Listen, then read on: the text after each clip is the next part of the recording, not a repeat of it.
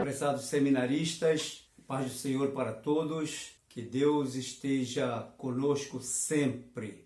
Começamos nesta hora, neste momento, mais uma aula e desta feita, continuando com a disciplina Teologia Pastoral. Nós vamos discorrer sobre a manifestação do ministério pastoral na Bíblia, no Antigo Testamento e no Novo Testamento. Neste capítulo 4, nós vamos comentar sobre o ministério pastoral na Bíblia. Nós dizemos que o ministério pastoral ele é desenvolvido por pessoas que, designadas por Deus para exercer esse ministério, diz respeito à sua chamada específica, a chamada daquele ministério anunciado pelo apóstolo Paulo, lá em Efésios, quando fala sobre o pastor, o ministério pastoral. Ou, como nós dissemos, o dom ministerial de pastoreio, o que o nosso escritor do nosso livro-texto nos fala aqui. Ele diz assim: no Antigo Testamento aparecem 3 características fundamentais relacionada ao termo pastor. O primeiro, ele anota que esse termo pastor expressa o amor de Deus revelado na história de Israel. Os cuidados de Deus para com o povo, com o seu povo.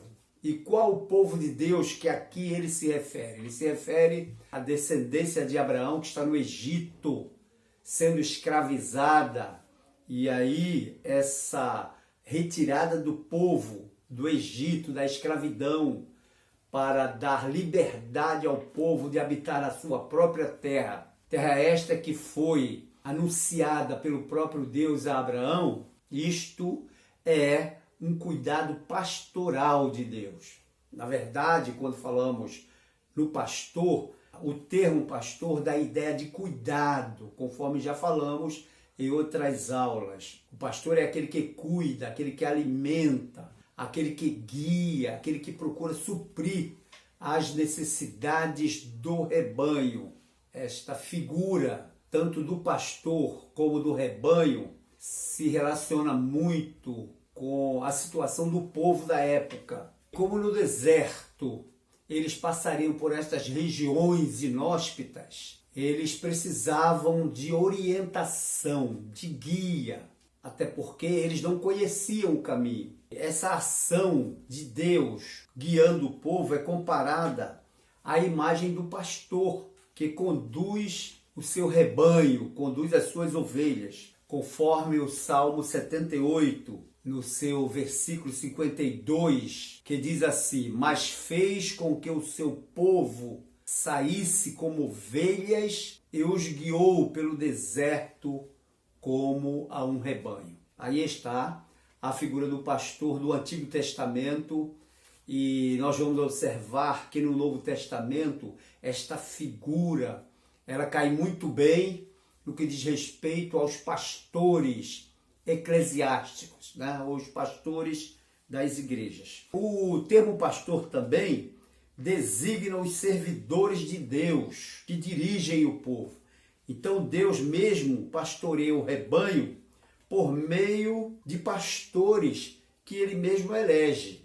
Nós vamos observar esses pastores, esses servidores de Deus, eles tinham como protótipo ou como exemplo primeiro o próprio Moisés. E aqui no Salmo 77, conforme a referência no versículo 20, ele repete dizendo assim: guiaste o teu povo como a um rebanho pela mão de Moisés e de Arão.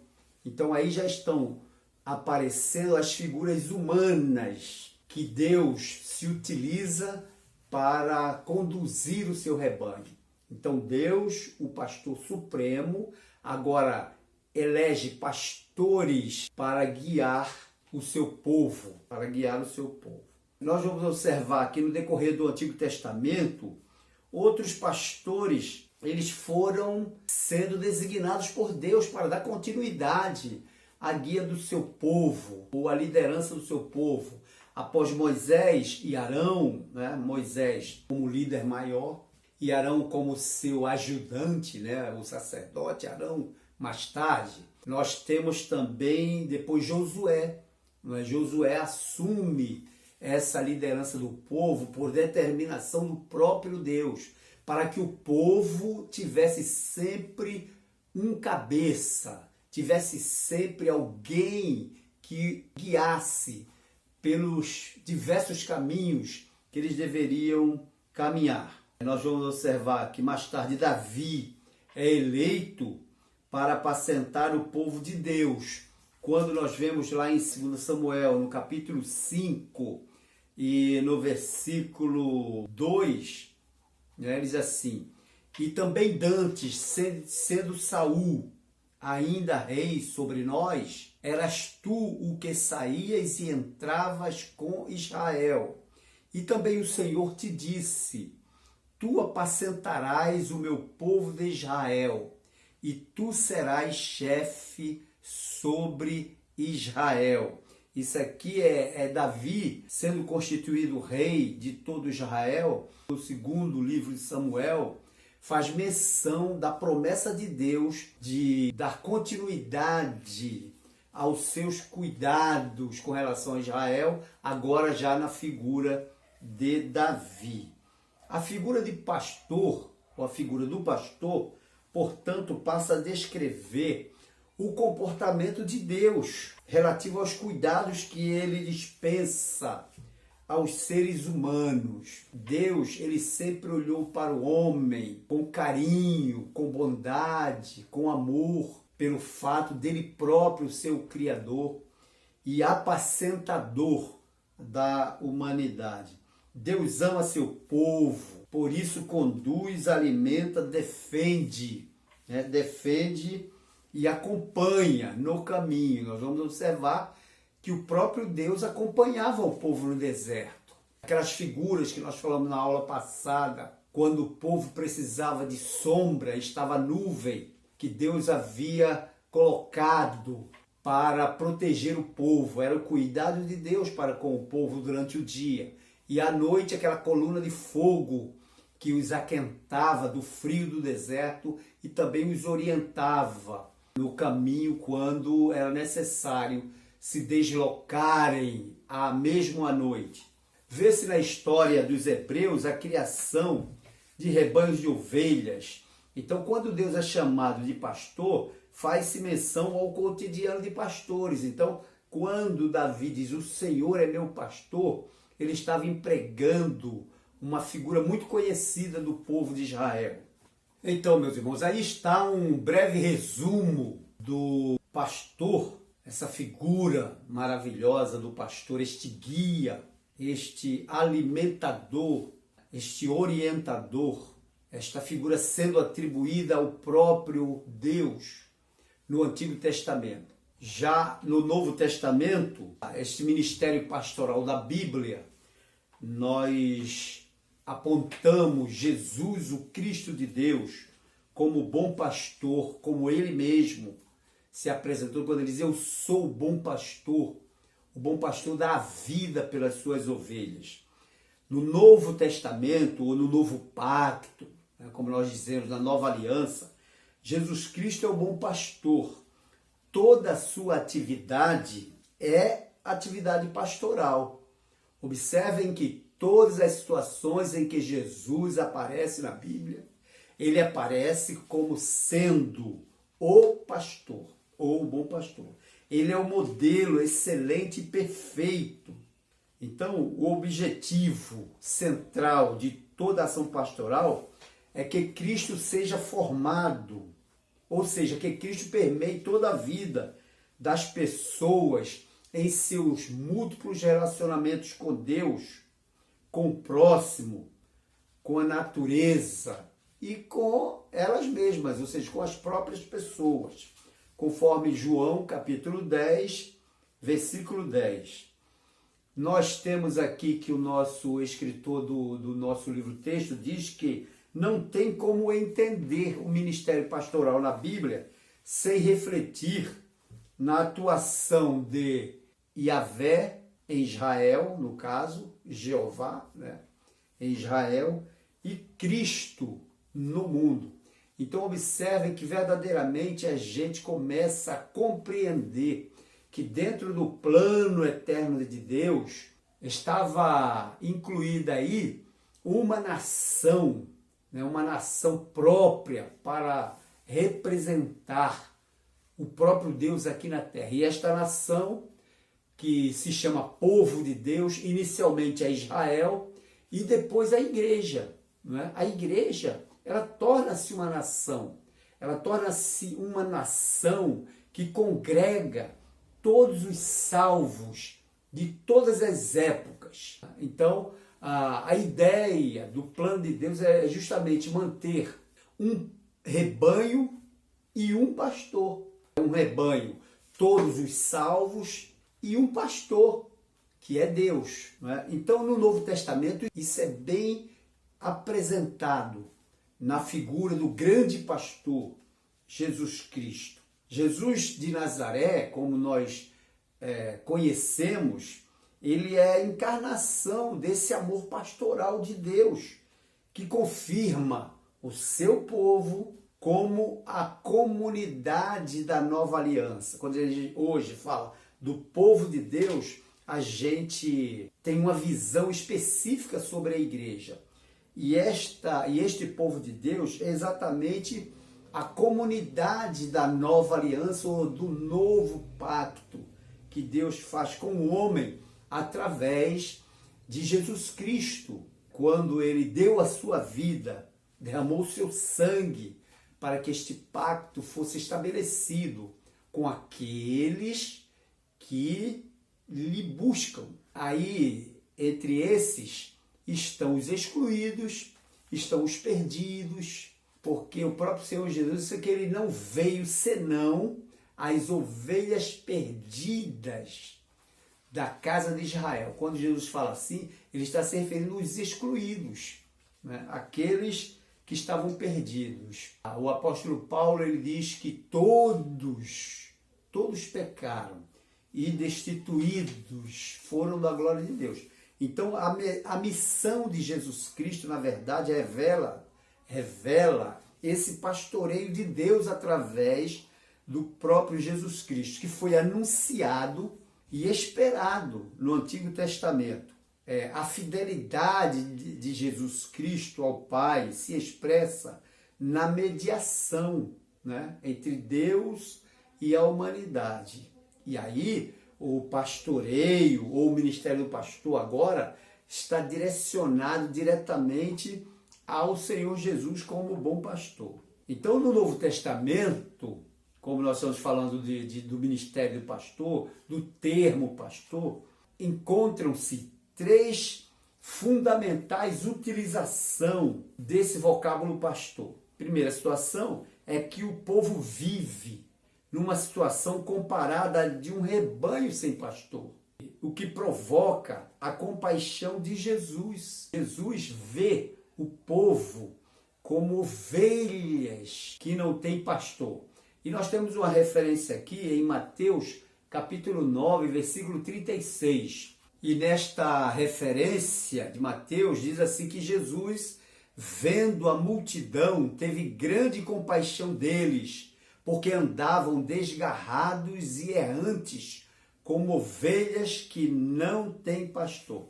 Então, o mesmo Jesus, ele mesmo se apresenta como bom pastor anunciado nos tempos messiânicos, ou seja, no passado, no Antigo Testamento, na Antiga Aliança, se propalava muito esta ação de Deus, que seria de apresentar ao mundo o Messias, ou aquele que viria para fazer o restabelecimento, a religação de Deus com o homem. No Evangelho de João encontram-se diversas imagens que expressam esse pastoreio. A porta do redil, aquele que caminha à frente do rebanho, aquele que dá a vida pelo rebanho. Em João capítulo 10, versículo 18, tratando desse aspecto messiânicos do pastor, não é, que é Jesus, esse Jesus mesmo se apresenta como bom pastor. E aí, no Evangelho, apresenta-se estas expressões, estas imagens do pastoreio, ou seja, a porta do redil, né, onde fica o rebanho, onde as ovelhas entram para ficarem cuidadas, protegidas. Também fala sobre aquela pessoa ou aquele homem, aquele pastor que conduz essas ovelhas para dentro do redil, para a proteção às ovelhas. E também aquele que dá a vida pelas ovelhas. Jesus diz assim, olha, eu sou o bom pastor. O bom pastor dá vida pelas ovelhas. E também uma outra situação fundamental é a eleição dos discípulos. Quando a gente observa a escolha dos discípulos pelo próprio Jesus, ali está entendido como o chamamento daqueles homens para cuidar do povo de Deus, para pastorear o povo de Deus. Então, era necessário que esses que estavam sendo chamados passassem por um processo de aprendizagem direta do sumo pastor.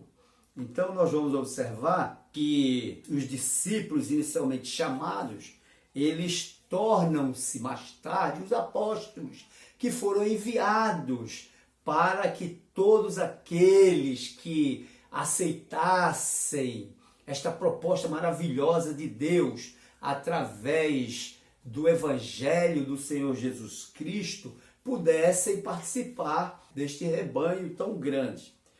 Então, logo após os discípulos se tornarem apóstolos, ou seja, eles estavam prontos, após todos aqueles anos aos pés de Jesus, aprendendo, passando pelo processo de preparo intelectual e também espiritual. Nós vemos agora que, como apóstolos, eles proclamam o Evangelho como cuidadores do rebanho. Ao proclamar o Evangelho, por outro lado, cuida daqueles que se achegam a eles. Eles devem seguir o exemplo do bom pastor. Jesus proclamava, ensinava e ao mesmo tempo cuidava daqueles que lhe seguiam. Vejamos quando, na multiplicação dos pães, ele observou a necessidade de alimentá-los. Esses apóstolos agora, como servidores, eles eram acima de tudo servidores das ovelhas. Na comunidade primitiva, por exemplo, com os apóstolos e profetas, estão também os pastores, com aquela sua função carismática, e a eles são dadas recomendações precisas. O apóstolo São Pedro, na sua primeira epístola, no capítulo 5, no versículo 2 e 3, ele diz: apacentai o rebanho de Deus que vos foi confiado, não com força, mas com mansidão, segundo Deus, não por lucro, mas com prontidão de ânimo, não como dominadores sobre a herança, mas servindo de exemplo para o rebanho. Então vejam que o cuidado pastoral, ele é acima de tudo serviço. Por isso, ministério é serviço, é cuidado, é orientação. Enfim, quando nós vemos a ação de Jesus Cristo, esta ação de Jesus Cristo sobre aqueles que lhe seguiam era de servir. Ele mesmo disse: eu não vim para ser servido, mas para servir. Isto é cuidado pastoral. Este cuidado pastoral, Jesus dispensava ao rebanho. Dessa mesma forma, a igreja, ou a ação dessa igreja, ela recebe a mesma denominação para identificar a continuidade da missão que ela realiza em nome de Cristo. Se a igreja realiza a continuidade da missão de Cristo, através dos seus membros, através dos seus ministros, através daqueles que receberam os dons para o exercerem. Essa igreja está cuidando da ação pastoral. Com relação a quem? Com relação a toda a sociedade humana, aonde ela está inserida, no seu bairro, na sua cidade, no seu estado, no seu país. A igreja, ela tem esse trabalho, o trabalho pastoral. Se o ministério pastoral de Cristo foi passado à igreja, então a igreja do Novo Testamento, ela tem um dinamismo. E o dinamismo dessa igreja é, em primeiro lugar, por que pregamos?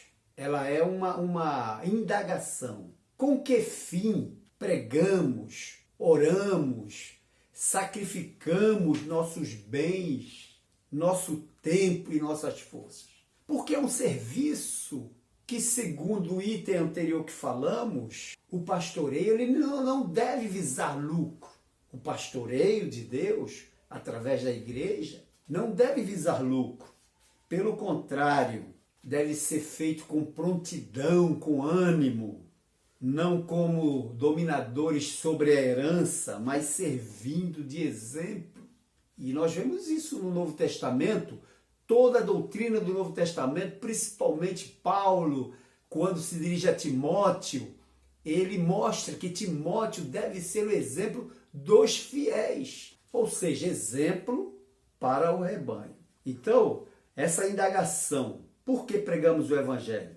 O alvo da pregação deve ser compreendido por todos, quer missionários, pastores, mestres e também pelos membros da igreja local.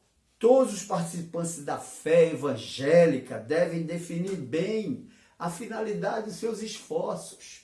Nós temos, irmãos, que olhar para o alvo da nossa soberana vocação. Está registrada na palavra de Deus esta palavra, soberana vocação. Nós fomos vocacionados e, como tais, devemos definir bem claramente o nosso trabalho, o nosso ministério em relação à igreja.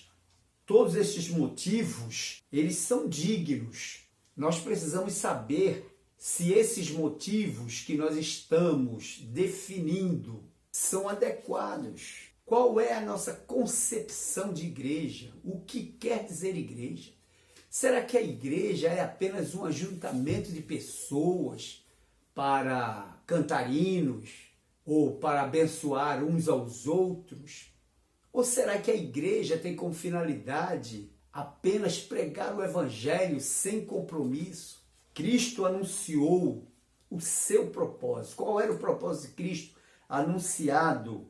Ele diz: edificarei a minha igreja. Olha, edificar significa construir sobre uma base bem feita. E quando nós olhamos qual é a base da igreja, a base da igreja é o próprio Cristo. Paulo falou que ninguém construísse sobre outro fundamento, a não ser aquele que está pronto, ou aquele que estava sendo apresentado, que era Cristo. Cristo é o fundamento, Cristo é a base sólida da igreja. E o próprio Cristo anunciou o seu propósito: edificarei a minha igreja. O apóstolo Paulo declarou que Jesus amou a igreja e se entregou por ela. O apóstolo também relatou como trabalhava e afirmou que sofria por amor à igreja. Aos Colossenses, no capítulo 1, versículo 24, ele diz assim, regozijo-me agora no que padeço por vós na minha carne, cumpro o resto das aflições de Cristo pelo seu corpo, que é a igreja.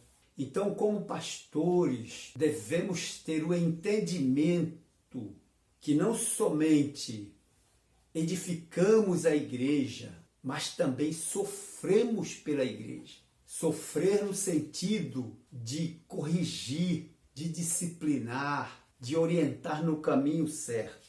O alvo que miramos e os meios que empregamos para alcançar esse propósito estão rigorosamente relacionados. De modo que, se tivermos um alvo bem definido, é possível também errarmos na seleção dos meios empregados. Nós temos um alvo bem definido, então devemos também selecionar os meios adequados para aquele alvo definido, porque senão não conseguiremos o verdadeiro fruto do nosso trabalho.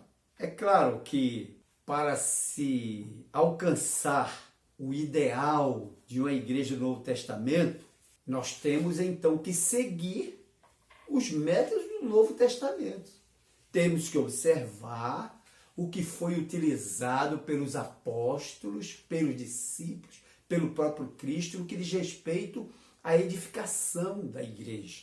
Isto é ter alvo bem definido. Porque vejam bem, o Novo Testamento nos dá todas as lições necessárias e então nessas lições estão todos os métodos necessários para que uma igreja seja bem edificada em Cristo. Existem pessoas que acham que a igreja ela deve se preocupar somente com a evangelização local e evangelização fora do local. Isto é bom? Isto é bom. Só que para se fazer esse trabalho é preciso que se observe como é que a igreja fez esse trabalho no Novo Testamento. O Novo Testamento é a carta magna da formação da igreja de Cristo. Então vejam, por exemplo, quando você vai fazer um trabalho de evangelismo, e só pensa no evangelismo como meio de divulgação do evangelho, você tem que pensar também não somente no evangelismo como meio de divulgar o evangelho, mas como é a resposta daquele trabalho feito pela igreja durante aquele evangelismo. Será que agregou valores? Será que houve um aumento de conhecimento acerca da vontade de Deus? Será que foram alcançados os alvos estabelecidos por aquele evangelismo? Quais eram os alvos? Era a salvação de almas, trazer essas almas para a comunidade cristã, para a comunidade eclesiástica, para receber os cuidados. Nós vamos observar que somente a igreja que tem raízes no solo local, no solo nacional, como planta bem aclimatada, seu próprio ambiente, poderá sobreviver às dificuldades. Isto nós estamos nos referindo com relação à propagação, ao trabalho da igreja naquele local onde ela está implantada.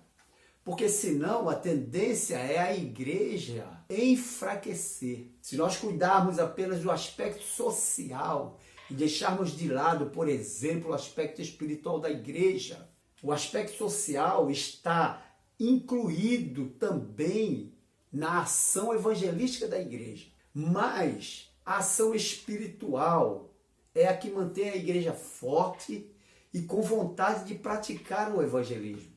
Por exemplo, as orações, os estudos bíblicos, estudos doutrinários, os cultos de ensino da palavra. Cadê?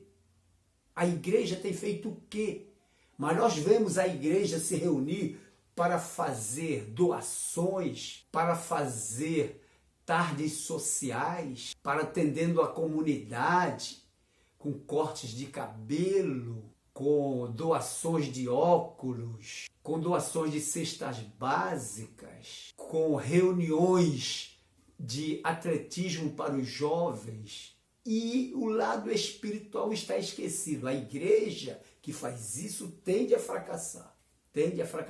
Porque os métodos da igreja são sociais e espirituais. Se um é feito em detrimento do outro, não há continuidade da igreja nem prosperidade.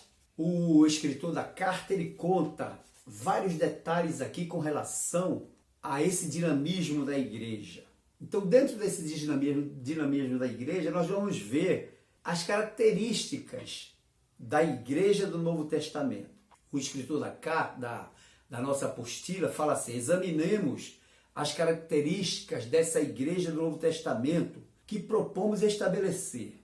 No estudo detalhado e esmerado do livro de Atos dos Apóstolos e das Epístolas de São Paulo, revela os métodos empregados pelo apóstolo ou pelos apóstolos, e especialmente pelo apóstolo Paulo, o qual pode ser considerado como missionário e modelo. Deus o chamou a pregar nos países onde não era conhecido o evangelho, de modo que deixou Jerusalém e Antioquia, onde a igreja estava já estabelecida, e saiu à Ásia e à Europa, pregando a judeus e a gentios. Ao entrar pela primeira vez em uma cidade, Paulo começava pregando o evangelho ao público em geral. Ele pregava o evangelho. Mais tarde, ele reunia os convertidos em um lugar conveniente. Às vezes servia da casa de algum crente para a reunião da igreja recém-nascida. Outras vezes conseguia usar uma sinagoga ou uma escola para esse fim. Nós vemos nas cartas de Paulo várias situações dessas. Então ele pregava o evangelho e depois reunia aqueles crentes para informá-los mais acerca da verdade e desta feita da doutrina ou do ensino da palavra. Os crentes se congregavam às horas marcadas para adotar a Deus e receber as instruções na doutrina cristã.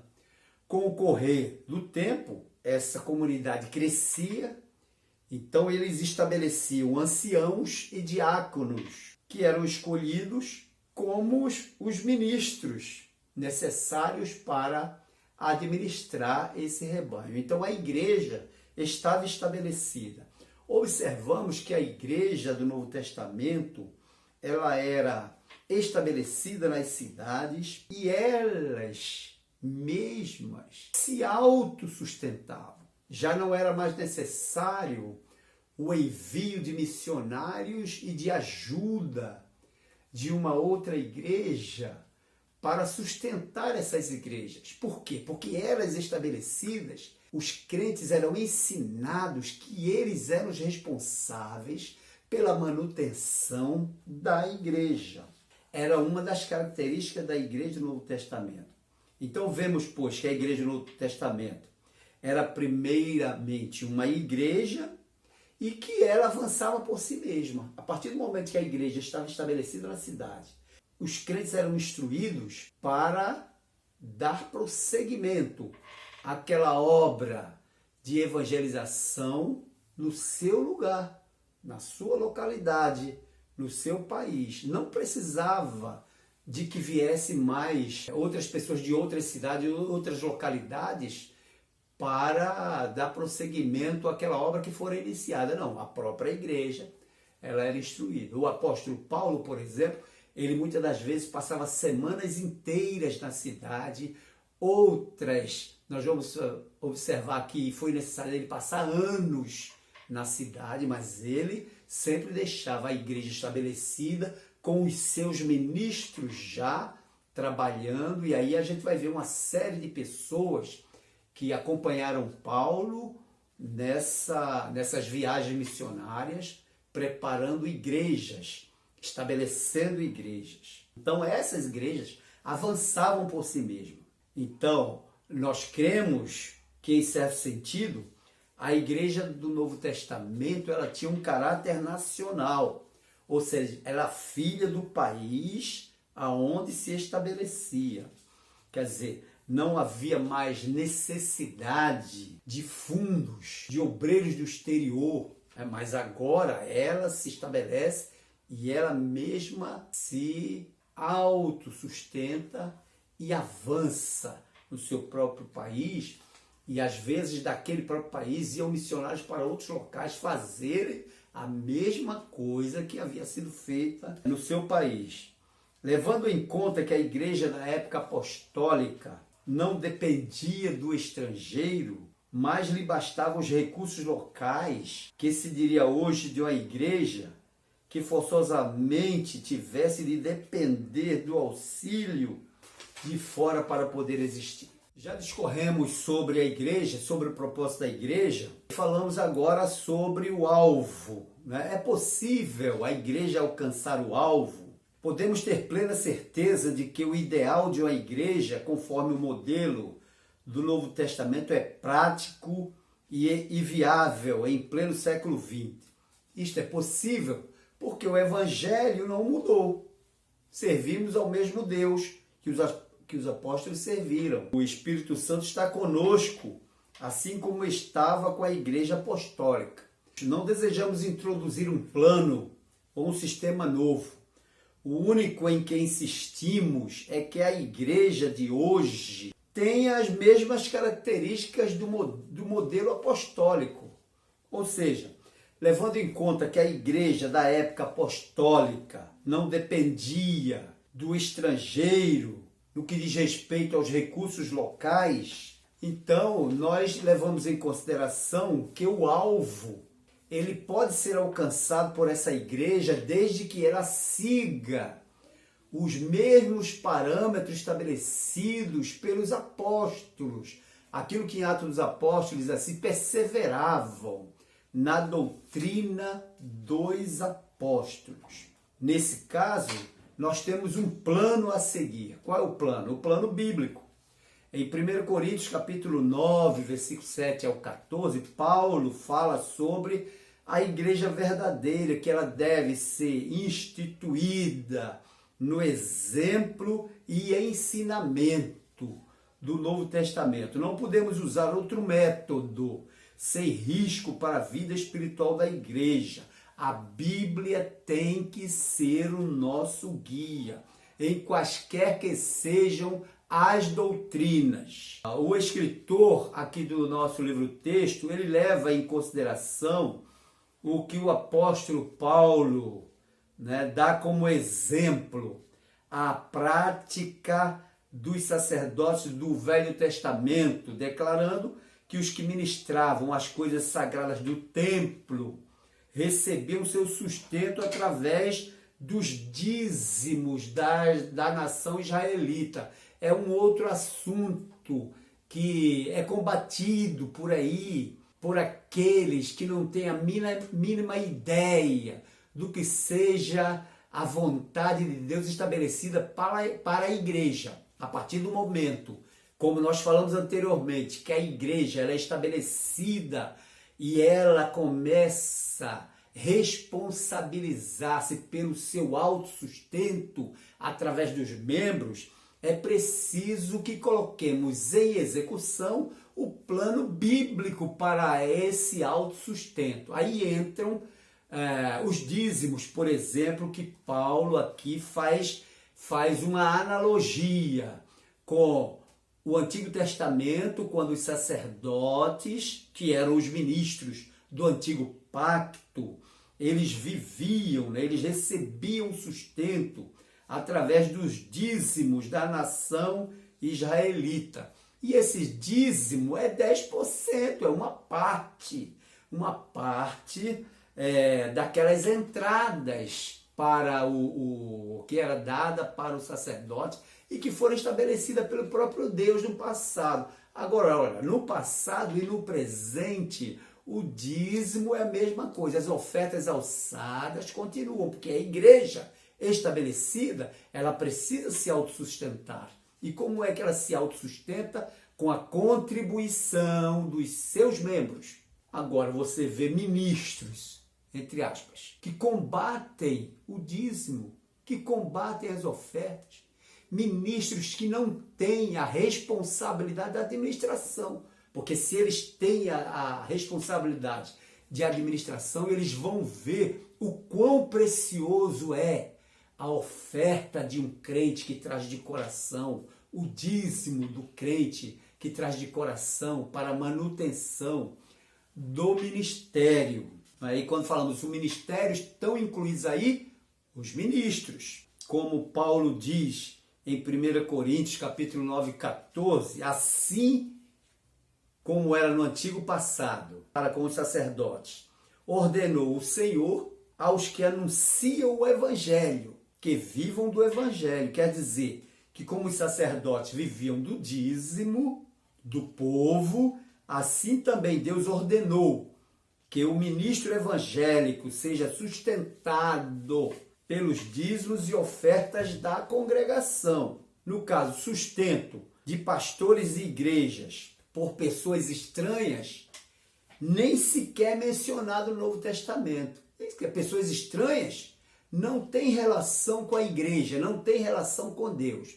Existem até algumas pessoas estranhas que cooperam com a igreja, mas isso é particular. Mas no Novo Testamento não há nenhuma referência a estranhos que ajudavam a igreja no sustento dos seus ministros. O apóstolo Paulo, por exemplo, ou outro ministro qualquer do Antigo Testamento, ele nunca solicitava auxílios às igrejas de Jerusalém ou mesmo de Antioquia para o sustento das novas igrejas. Ele exortou, pelo contrário, aos novos convertidos dessas igrejas a que sustentassem a sua própria obra e que ajudassem os próprios pastores com ofertas e bens materiais. 1 Timóteo 5,17 e 18 e Gálatas capítulo 6, versículo 6. Ainda vemos que em certa ocasião, quando houve fome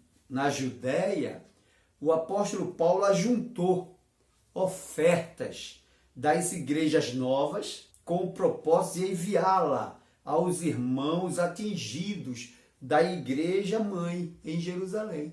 Então veja, a igreja mãe estava passando por grandes dificuldades devido à fome que graçava sobre toda a Judéia, e Paulo, naquelas regiões distantes onde ele estava na Ásia, na Europa, as igrejas novas que estavam sendo erigidas conforme doutrina bíblica do Novo Testamento, ele até ajuntou ofertas dessas igrejas para mandarem para a igreja mãe em Jerusalém. Agora alguém pode dizer, mas Paulo não trabalhou para se sustentar através dos seus trabalhos materiais, ao invés de levantar ofertas das igrejas? Não se deve seguir o seu exemplo? O apóstolo Paulo, ele tinha duas fontes. Primeiro, ele recebia a oferta das igrejas como auxílio à sua obra missionária. Está em Filipenses capítulo 4, versículo 16 e 18. E em segundo lugar, quando não havia oferta das igrejas para o seu sustento, o sustento da sua obra missionária, ele trabalhava com as suas próprias mãos para suprir suas necessidades. Ele explica que o fazia de propósito, isto é, para que o evangelho não fosse impedido. Contudo, depois de fundar uma igreja, ele exortava os crentes a sustentarem aqueles que os serviam no Senhor. Então, por exemplo, hoje nós temos muitos pastores que têm os seus sustentos próprios, mas também não custa nada a igreja ajudá-lo no seu sustento, quando falamos do pastor, da sua família também. Existem aqueles que até dão de si para a igreja, que não oneram, mas isto não quer dizer que a igreja não possa, vez por outra, procurar saber como está a situação de sustento do pastor e de sua família. Então os missionários, assim como o apóstolo Paulo também o fez, muitas das vezes eles tiravam de outras igrejas para trazerem para uma mais necessitada.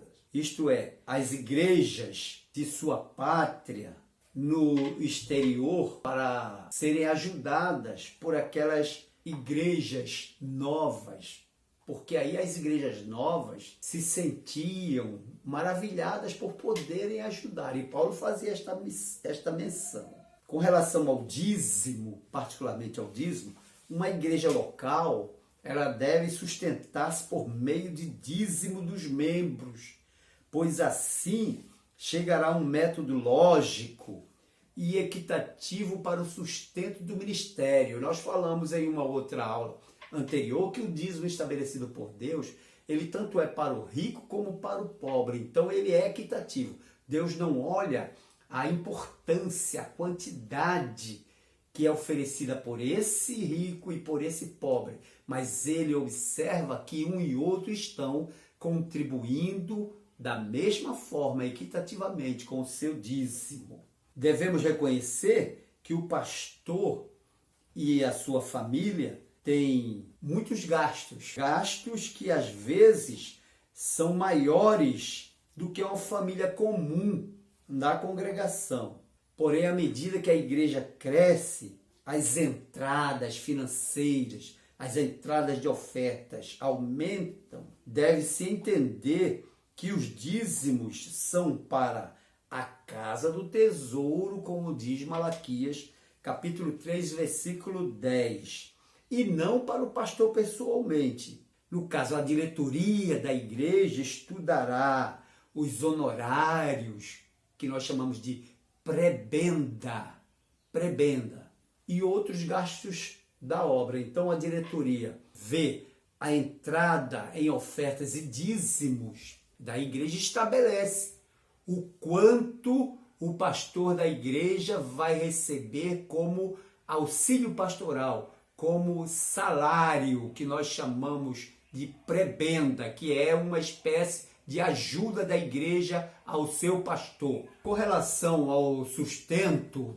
pastoral, resulta em grande benefício para a igreja o fato de ser responsável pelo desenvolvimento da própria obra e do sustento do pastor. Agora, quando os irmãos, e aí eu digo os membros da igreja, evitam a responsabilidade no sustento financeiro da obra do Senhor, passam também a não ser responsáveis pelos deveres espirituais para com a igreja. Porque, na verdade, o dízimo, as ofertas, elas passam a ser assuntos espirituais. E como é que você conhece um cristão autêntico, um cristão verdadeiro? Aquele que ora, aquele que lê a palavra, aquele que contribui, aquele que faz a igreja aumentar, se estabelecer. Então, é fácil observar como é vital este assunto à vida e ao vigor de uma igreja padrão. Quando você vê uma igreja grande, uma igreja abençoada, é porque os seus membros, eles são grandes e abençoadores. Eles são grandes e abençoadores. Nós devemos entender que, embora isto seja um assunto bíblico, altamente bíblico, doutrinário, que diz respeito à teologia pastoral, não é muito aceito por muitos. Muitas pessoas se convertem no coração, mas não convertem o bolso. E aí, a Bíblia apresenta uma verdade: aonde estiver o seu tesouro, estará o seu coração. O pastor, ele não é empregado, ele deve ser responsável pela igreja. O pastor necessita reconhecer que a sua chamada é divina para executar uma obra e cumprir um dever da parte de Deus antes de considerar-se empregado da igreja. Ele não é empregado da igreja, ele é um servo de Deus, que está a serviço de Deus na igreja. De outra maneira, seu ministério ficará seriamente enfraquecido e sujeito ao fracasso. Se o pastor pensa em oferir lucros da igreja, o seu pensamento está completamente contra a Bíblia. Ele é um servo de Deus, que está a serviço do reino de Deus, ajudando a elevar a igreja, a edificar a igreja com o seu esforço, com o seu trabalho. E como líder da igreja, como pastor da igreja, aí sim ele tem direitos, assim como ele tem deveres. Aí ele tem direitos ao que a Bíblia determina sobre o seu sustento e o sustento da sua família. Agora, é lógico que muitas das vezes sacrifício é necessário.